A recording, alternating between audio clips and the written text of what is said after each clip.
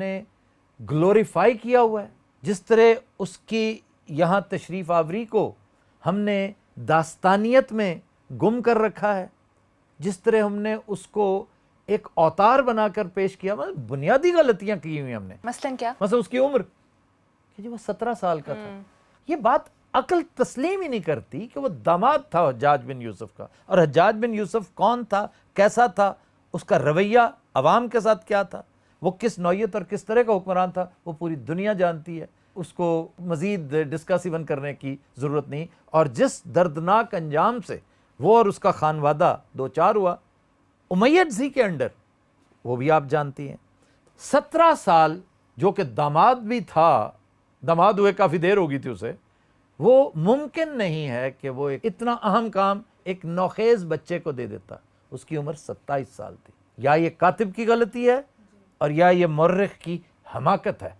अच्छा आफ्ताब साहब, ये वैसे आपका रेफरेंस क्या है? क्योंकि ये तो हर जगह ऐसे लिखा हुआ है, मशहूर किया हुआ है जी, 17 साल का नौजवान एक लड़का आया और उसने आकर हिंदुस्तान फतह कर लिया, दीबल से मुल्तान तक उसने। अगर मुझसे इस उम्र में पूछें तो मैं तो 27 साल के नौजवान को भी कहूँगा भी वाह वाह वाह। जो बच्चों को हम पढ़ा रहे हैं उसमें यही लिखा हुआ है। मैं अर्ज कर रहा हूँ ना, या ये कातिब की हमाकत है या मुर्रिख की गलती है। और मैं रेफरेंस के तौर पे, मैं बगैर रेफरेंस के, पहला रेफरेंस होता है आप अकल इस्तेमाल करें। हमने ब्रेन को, कॉमन सेंस को अनयूज्ड अल्लाह को वापस नहीं करना।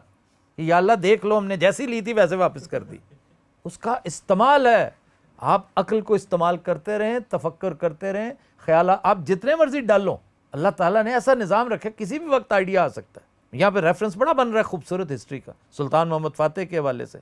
टर्किश, हम टर्किश बात भी करेंगे बाद में, लेकिन अल्लाह ने उसको एक आइडिया दे दिया। वो कतन को ऐसा ज़हीनो फतीन नहीं था, लेकिन अल्लाह ने उसको इमॉर्टलाइज कर दिया एक आइडिया देके। अब डिटेल्स में फिर किसी वक्त जाएंगे। इसी तरह ही मैंने पहले खुद सोचा, मेरे हलक से नहीं उतरा कि 17 साल का नौजवान वो आया होगा। Then I called the authority, जो उस दौर की मेरे हिसाब से अथॉरिटी नंबर 1 थी। ये बात है आज से लगभग 12 साल पहले की। मैंने मौलाना वहीदुद्दीन खान को दिल्ली फ़ोन किया सर, बिल्कुल सही, और मैंने गुजारिश की कि मैं दिल्ली हाजिर हुआ था, आपकी तबीयत ठीक नहीं थी, तो मेरा चूँकि क़याम बहुत मुख्तसर था, मैं रह नहीं सका और मैं ज़ियारत नहीं कर सका आपकी। तो he was kind enough, he spoke with me. बीमार होने के बावजूद वो खांसते भी रहे और मेरे साथ गुफ्तगू भी करते रहे। बिल्कुल सही। फिर उन्होंने कहा कि मैं 2 चीज़ों को अप्रिशिएट कर रहा हूँ तुम्हारी, कि तुम्हारी दोनों कंसर्न्स ठीक हैं।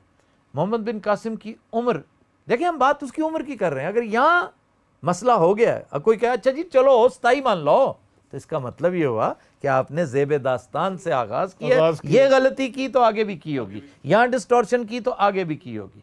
और दूसरी बात थी तारिक बिन ज़ियाद के 4 बहरी जहाज़ों को जलाया जाना, कि उसने बहरी, जो कहते जी कश्तियाँ जला के बहरी जहाज़ फूंक डाले उसने। मैं नहीं मानता था कि उसने, इस पर तो नॉवेल्स लिखे गए, हिस्ट्री लिखी गई, किताबें, बच्चों को रटा दिया गया। आपको तारीख देखें, नसीम एजाजी को प्रमोट किया गया ना, उसके ड्रामे दिखाए गए हैं, पढ़ाया गया है, बच्चों को रटाया गया है। वो देखिए मजबूरी थी ना, किसने की है? पीटीवी ने किया। पीटीवी साया शमशीर में रहते हुए यही कुछ कर सकती थी। पीटीवी किसकी मिल्कियत था? पाकिस्तान की। पाकिस्तान किसकी मिल्कियत है?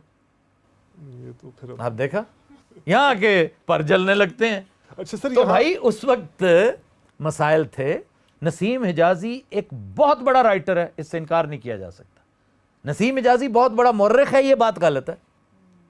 हर राइटर मुर्रिख नहीं होता, वो तारीखी अदीब हो सकता है लेकिन मुर्रिख नहीं होता। तारीख जानता है लेकिन साथ ज़ेब दास्तान के लिए। अब एक अगर अक्लमंदी वो कर लेते, कहते कि बहुत सारे कैरेक्टर्स हकीकत पे मबनी है और बहुत सारे वाक़यात जो हैं वो सिर्फ दिलचस्पी के लिए। एनीवेज, ये बात भी उन्होंने तस्लीम की। वहीदुद्दीन खान जो असबाक़ तारीख का राइटर, हाँ, उनको मुस्तनद मौरिख माना जाता है, हिंद पाक डायरी का राइटर, बहुत बड़ा आलिम, सब कॉन्टिनेंट में इस्लामिक हिस्ट्री और उस पर्सपेक्टिव को अगर देखा जाए तो शायद सबसे बड़ा नाम मौलाना वहीदुद्दीन खान है।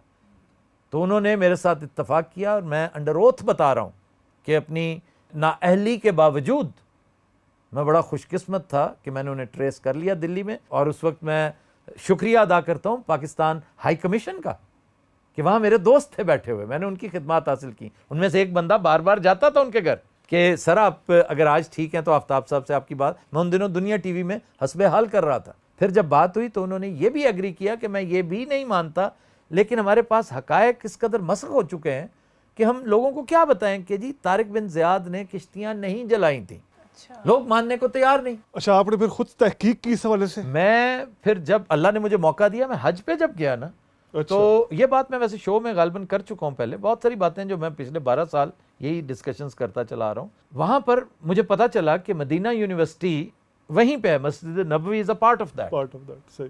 तो किसी ने बता दिया, पाकिस्तानी था कोई जो वहाँ पे काम करता था, वहाँ के रेक्टर के ऑफिस में, कि एक को मरासला निगार पाकिस्तान से आया हुआ है, को वकाय निगार, वो कॉलम निगार को वो अपने अंदाज में, तो वो ज़रा ज़्यादा इज्जत करते हैं कि भाई कॉलम निगार होना जो है वो मजाक नहीं होता, एंकर शैंकर को वो कुछ नहीं समझते। तो मुझे बुलाकर उन्होंने मेरे साथ गपशप भी की, उन्होंने मिलवाया। तो उसने कहा जी आप जितने दिन हैं ना मदीना में क़याम, मुझे चेक कर लिया करें, अगर मैं बैठा हूँ तो हम गपशप कर लिया करेंगे। दूसरे दिन मैंने उनसे गुजारिश की कि वो बड़ा उम्दा गहवा पिलाया करते थे, खजूरें बड़ी लाजवाब थी उनके पास, तो कहने लगे कि कोई डिस्कशन पॉइंट्स आपने मेरे साथ करने थे वो बताएं।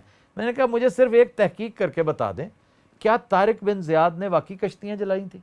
बहुत दिलचस्प हमारा मकालमा हुआ इसके ऊपर। कहने लगे कि तारीख की किसी किताब, मुस्तनद अरबी किताब में, जो मुस्तनद किताब बिल्कुल, जो बुनियादी माखज़ तवील अरसे तक, 150-100 साल तक तो तस्करा ही नहीं ना उसका, आगे चल के बहुत सारी डिस्टॉर्शंस के साथ इस तरह की बात आई। ये यूरोप में एक वाकया हुआ था किसी और बादशाह के साथ। फिर कहते हैं मुझे 3-4 दिन दो, मैं अपनी काउंसिल के साथ डिस्कस करूंगा। सर उसके ज़रा हकायक देखें उसने क्या मेरे सामने लाया। कहते इन हकायक की रोशनी में फैसला तुम खुद कर लो, क्या उसने कश्तियाँ जलाई थी? बिल्कुल सही। वो कहते हैं कि ये वो कोड ऑफ एथिक्स है जो नबी पाक सल्लल्लाहु अलैहि वसल्लम, दुनिया का सबसे बड़ा सरदार, सबसे बड़ा बादशाह और सबसे बड़ा सिपा सलार, the first law giver of the world, उसने अपने फातिहीन के लिए वज़ा कर रखा था कि बच्चे पे हाथ नहीं उठाना, औरत पे हाथ नहीं उठाना, बुजुर्गी को पायमाल नहीं करना, जो अमान मांगे उसको अमान दे देनी है, दरख्त नहीं काटना, प्रॉपर्टी नहीं जाया करनी, बिल्कुल प्रॉपर्टी नहीं जाया करनी। अब उस दौर का शिप जो था वो आज का स्पेस शटल है। बिल्कुल ऐसी। वो पागल था, इतना पढ़ा लिखा आदमी, उसको तो हमने बर्बर कह के वो कर दिया ना कि बर्बरियत थी। ही वॉज अ बर्बर, वो नॉर्थ अफ्रीकन बर्बर था, बहुत बहादुर आदमी था। और मेरे रोंगटे खड़े होते हैं जब मैं तारिक बिन ज़ियाद को याद करता हूँ, बहुत शानदार आदमी था।